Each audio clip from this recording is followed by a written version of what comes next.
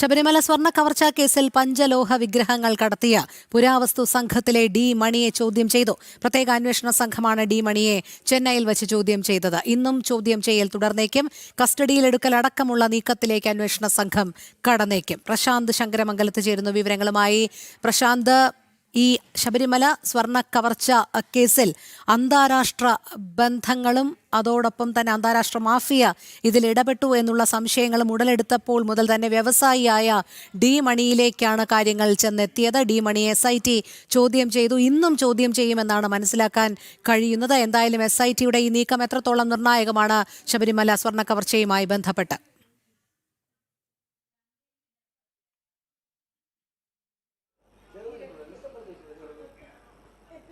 രോഹിണി, ശബരിമലയിലെ സന്നിധാനത്ത് നിന്നും സ്വർണ്ണപ്പാടികൾ മോഷ്ടിച്ചതിനേക്കാൾ വലിയ കൊള്ള പഞ്ചലോക വിഗ്രഹങ്ങളിൽ നടന്നു എന്നൊരു ഒരു വ്യവസായി പറഞ്ഞിരുന്നു.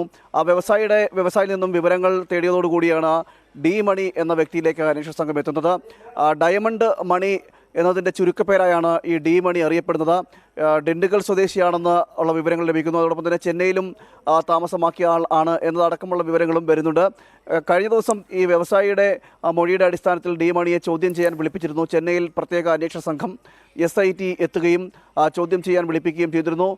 ഇന്നലെ ചോദ്യം ചെയ്യൽ നടന്നിരുന്നു എന്നാണ് നമുക്ക് മനസ്സിലാക്കുന്നത്. അതോടൊപ്പം തന്നെ ഇന്നും കൂടുതൽ ചോദ്യം ചെയ്യലിലേക്ക് കടക്കുമെന്നും അറിയാൻ കഴിയുന്നു. അതായത് ഈ ശബരിമലയിൽ നിന്നും പഞ്ചലോക വിഗ്രഹങ്ങൾ അത് ഉണ്ണികൃഷ്ണൻ പോറ്റിയുടെ ഇടനിലക്കാരനായി നിന്നുകൊണ്ട് ദേവസ്വം ബോർഡ് ഉദ്യോഗസ്ഥരുടെ അടക്കം ദേവസ്വം ബോർഡ് അംഗങ്ങളുടെ അടക്കം സഹായത്തോടെ പഞ്ചലോക വിഗ്രഹങ്ങൾ കടത്തുകയും അത് വിദേശ മാർക്കറ്റിൽ വിറ്റു എന്നതടക്കമുള്ള വിവരങ്ങൾ ലഭിച്ചതിൻ്റെ അടിസ്ഥാനത്തിലാണ് ഡി മണിയെ ചോദ്യം ചെയ്യാൻ വിളിപ്പിച്ചത്. 4 വിഗ്രഹങ്ങളാണ്, പഞ്ചലോക വിഗ്രഹങ്ങളാണ് ഇത്തരത്തിൽ കടത്തിയത്. ഇതിൻ്റെ കൂടി വിവരങ്ങൾ ലഭിച്ചതിൻ്റെ അടിസ്ഥാനത്തിൽ ഇന്നലെ ചോദ്യം ചെയ്തിരുന്നു. ഇന്നും ചോദ്യം ചെയ്യൽ തുടരുകയാണ്. വലിയ സ്വർണ്ണക്കൊള്ളയ്ക്ക് സമാനമായ രീതിയിൽ പഞ്ചലോക വിഗ്രഹങ്ങളും കടത്തിയിട്ടുണ്ടെന്ന വിവരങ്ങളും ഉണ്ടായിരുന്നു. ഇതിൻ്റെ അടിസ്ഥാനത്തിൽ ചോദ്യം ചെയ്യൽ നടന്നു വരികയാണ്. ഇന്നത്തെ ചോദ്യം ചെയ്യലിൽ കൂടുതൽ വിവരങ്ങൾ, അതായത് ഈ സ്വർണ്ണക്കൊള്ളയുമായി ബന്ധപ്പെട്ട് കള്ളക്കടത്തുമായി ബന്ധപ്പെട്ട് അന്താരാഷ്ട്ര മാർക്കറ്റിൽ വിറ്റതുമായി ബന്ധപ്പെട്ടൊക്കെയുള്ള എന്തൊക്കെയാണ് ബന്ധങ്ങൾ, ആരൊക്കെ ഉൾപ്പെട്ടിട്ടുണ്ട്, ശബരിമലയിലെ ഈ പോറ്റിക്ക് പുറമെ, ഉണ്ണികൃഷ്ണൻ പോറ്റിക്ക് പുറമെ മറ്റ് ദേവസ്വം ബോർഡിലെ ഏതൊക്കെ ഉദ്യോഗസ്ഥർ സഹായം ചെയ്തു കൊടുത്തിട്ടുണ്ട്, അതോടൊപ്പം തന്നെ ഇതിൽ കണ്ണികളായിട്ടുള്ള അന്താരാഷ്ട്ര ബന്ധമുണ്ട് എന്ന തലത്തിൽ വിവരങ്ങൾ വരുന്നതിൻ്റെ അടിസ്ഥാനത്തിൽ ഈ സ്വർണം അന്താരാഷ്ട്ര മാർക്കറ്റ് അല്ലെങ്കിൽ ഈ പഞ്ചലോക വിഗ്രഹങ്ങൾ അന്താരാഷ്ട്ര മാർക്കറ്റിൽ വിറ്റോ, അതിൽ ആർക്കൊക്കെ പങ്കാളികളായിട്ടുണ്ട്, ആർക്കൊക്കെ വിറ്റു, അതോടൊപ്പമുള്ള നിരവധി ചോദ്യങ്ങൾ ഈ കേസുമായി ബന്ധപ്പെട്ട SITക്കുണ്ട്. ഇതെല്ലാം അന്വേഷിക്കും. ചോദ്യം ചെയ്യൽ തുടരുന്നതിൻ്റെ സാഹചര്യത്തിൽ ചോദ്യം ചെയ്യുന്ന മുറയ്ക്ക് ഇക്കാര്യങ്ങളിലെല്ലാം ഒരു വ്യക്തത വരുത്തും. ഇക്കാര്യങ്ങളിൽ വ്യക്തത വരുത്തിക്കഴിഞ്ഞാൽ ഉടൻ തന്നെ കസ്റ്റഡിയിലെടുക്കുന്നതിലേക്ക് കടക്കുമെന്നാണ് നമുക്ക് മനസ്സിലാക്കാൻ കഴിയുന്നത്.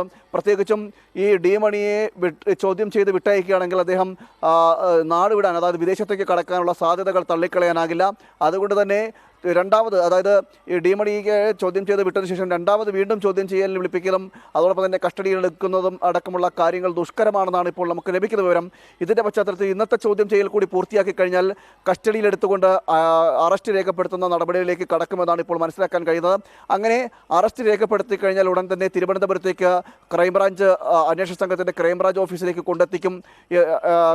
തുടർന്നും ചോദ്യം ചെയ്യൽ നടപടികൾ ഉണ്ടാകുമെന്നാണ് അറിയാൻ കഴിയുന്നത്. എന്തായാലും ശബരിമലയിൽ ഒരു വലിയ കൊള്ളസങ്കേതമാക്കി മാറ്റി എന്നതാണ് ഇതിൽ ഏറ്റവും എടുത്തു പറയേണ്ടത്. അതായത് ഉണ്ണികൃഷ്ണൻ പോറ്റിയും ശബരിമലയിലെ മുൻ ദേവസ്വം ബോർഡ് പ്രസിഡന്റും CPM അംഗങ്ങളായിട്ടുള്ള ദേവസ്വം ബോർഡ് മെമ്പർമാരടക്കം ചേർന്നുകൊണ്ട് ശബരിമലയിലെ സ്വർണ്ണപ്പാളികളും പഞ്ചലോക വിഗ്രഹങ്ങളും ഇനി മറ്റെന്തെങ്കിലും അടിച്ചു മാറ്റിക്കൊണ്ട് പോയിട്ടുണ്ടോ എന്നതടക്കമുള്ള വിവരങ്ങൾ അതിന് പുറത്തു വരേണ്ടിയിരിക്കുന്നു. എന്തായാലും ശബരിമല അയ്യപ്പ സന്നിധാനത്തെ ഒരു കൊള്ളസങ്കേതമാക്കി മാറ്റി ഏതായാലും അതിൻ്റെ വിവരങ്ങളാണ് ഇപ്പോൾ പുറത്തു വന്നുകൊണ്ടിരിക്കുന്നത്. അതിലെ ഏറ്റവും പുതിയതായിട്ടുള്ള വിവരങ്ങളാണ് പഞ്ചലോക വിഗ്രഹങ്ങൾ കട്ടോടുകൂടി പോയി എന്നതടക്കമുള്ള വിവരങ്ങൾ. എന്തായാലും അതിലാണ് ഇപ്പോൾ പ്രത്യേക അന്വേഷണ സംഘം ഈ ചോദ്യം ചെയ്യൽ നടത്തിക്കൊണ്ടിരിക്കുന്നത്. മറ്റൊരു കാര്യം എന്ന് പറയുന്നത് സ്വർണ്ണപ്പാളികൾ കടത്തിയതുമായി ബന്ധപ്പെട്ട രേഖകളിൽ അത് ചെമ്പാക്കി മാറ്റിയതുമായി ബന്ധപ്പെട്ട വിഷയത്തിൽ ആ കേസിൽ ശങ്കർദാസിനെയും അതോടൊപ്പം തന്നെ വിജയകുമാറിനെയും ചോദ്യം ചെയ്യാൻ വിളിപ്പിക്കുമെന്നാണ് മനസ്സിലാക്കാൻ കഴിയുന്നത്. അതിൻ്റെ ചോദ്യം ചെയ്യലും ഇന്നുണ്ടാകും. വിജയകുമാറിൻ്റെയും ശങ്കർദാസിൻ്റെയും ബോർഡംഗങ്ങളായിരുന്നു ഇവരുടെ അറസ്റ്റ് നടപടികളിലേക്കും പ്രത്യേക അന്വേഷണ സംഘം കടക്കുമെന്ന വിവരങ്ങളും പുറത്തു വരുന്നുണ്ട്. എന്തായാലും ഒരു നീക്കങ്ങൾ ഈ സ്വർണ്ണക്കൊള്ളയുമായി ബന്ധപ്പെട്ട് നടന്നുകൊണ്ടിരിക്കുകയാണ്. അതിൽ കുറച്ചു കാലമായിട്ട് ഈ അന്വേഷണം മന്ദീഭവിക്കുന്നു അല്ലെങ്കിൽ മെല്ലപ്പോക്ക് തുടരുന്നു എന്നതടക്കമുള്ള ചില വിവരങ്ങൾ, ചില വാർത്തകളുണ്ടായിരുന്നു. എന്നാൽ കോടതി അടക്കം ഇതിൽ ചില വിമർശനങ്ങൾ ഹൈക്കോടതി അടക്കം ചില വിമർശനങ്ങൾ ഉന്നയിച്ചിരുന്നെങ്കിൽ തുടർന്ന് തുടർന്ന് ഇപ്പോൾ അന്വേഷണം പുരോഗമിക്കുന്ന ഒരു സാഹചര്യമുണ്ട്.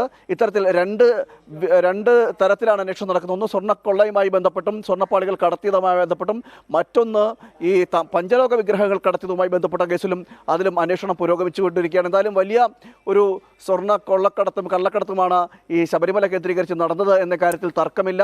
അതിൻ്റെ തുടർന്നുള്ള നീക്കങ്ങൾ ഇനി എന്തായിരിക്കുമെന്നതാണ് അറിയേണ്ടത്. കാരണം ഇത്തരത്തിൽ വലിയൊരു സ്വർണ്ണക്കൊള്ള അത് നടന്നിട്ടും ഇതിൻ്റെ മുഖ്യ സൂത്രധാരൻ ആരെന്നുള്ളതിന് ഇപ്പോഴും കൃത്യമായ വ്യക്തതയില്ല. രോഹിണി, ഒരു കാര്യം എന്ന് പറയുന്നത്, ഇതിൻ്റെ തുടക്കകാലത്തിൽ അന്നത്തെ, അതായത് ഈ സ്വർണ്ണപ്പാളികൾ കടത്തിയതുമായി ബന്ധപ്പെട്ട ആ കാലഘട്ടത്തിലെ ദേവസ്വം ബോർഡ് പ്രസിഡന്റായിരുന്ന പത്മകുമാറിനെ പത്മകുമാർ മാധ്യമങ്ങളോടെല്ലാം പ്രതികരിക്കുന്ന സമയത്ത് ഇതിൽ ദൈവതുല്യനായുള്ള ആൾ ഉണ്ടായിരുന്നു എന്ന് പറഞ്ഞിരുന്നു. അന്ന് അതായത് ആ സമയത്ത് ദേവസ്വം ബോർഡ് പ്രസിഡന്റ് ഈ പത്മകുമാർ ആണെങ്കിൽ പത്മകുമാറിനേക്കാൾ കൂടുതൽ പത്മകുമാർ ദൈവതുല്യനായി കാണുന്ന ഒരാൾ ആരാണെന്ന നിലയിലേക്കുള്ള അന്വേഷണം ഇതുവരെ എത്തിയിട്ടില്ല. കടകംപള്ളി സുരേന്ദ്രനാണോ, നിലവിലെ ദേവസ്വം മന്ത്രിയായിട്ടുള്ള വാസവനാണോ, ഇനി അതിനും മേലെ CPM-ന്റെ ഉന്നതരായിട്ടുള്ള നേതാക്കൾ ആരെങ്കിലും ഉണ്ടോ? അത്തരം മേഖലയിലേക്ക് ഇതുവരെ അന്വേഷണം കടന്നിട്ടില്ല. ആ ഉന്നത ബന്ധത്തെ കണ്ടെത്തുവാനോ. മറ്റൊരു കാര്യമെന്ന് പറയുന്നത്, കടത്തിക്കൊണ്ടുപോയ സ്വർണ്ണപ്പാളികളിലെ ഏതാനും ചില ഗ്രാം സ്വർണം മാത്രമാണ് കണ്ടെടുത്തിട്ടുള്ളത്. ബാക്കി സ്വർണം എവിടെ എന്ന കാര്യത്തിൽ ഇപ്പോഴും വ്യക്തതയില്ല. തൊണ്ടി മുതൽ എവിടെ എന്ന കാര്യത്തിൽ ഇപ്പോഴും അന്വേഷണ സംഘത്തിന് യാതൊരു വ്യക്തതയുമില്ല.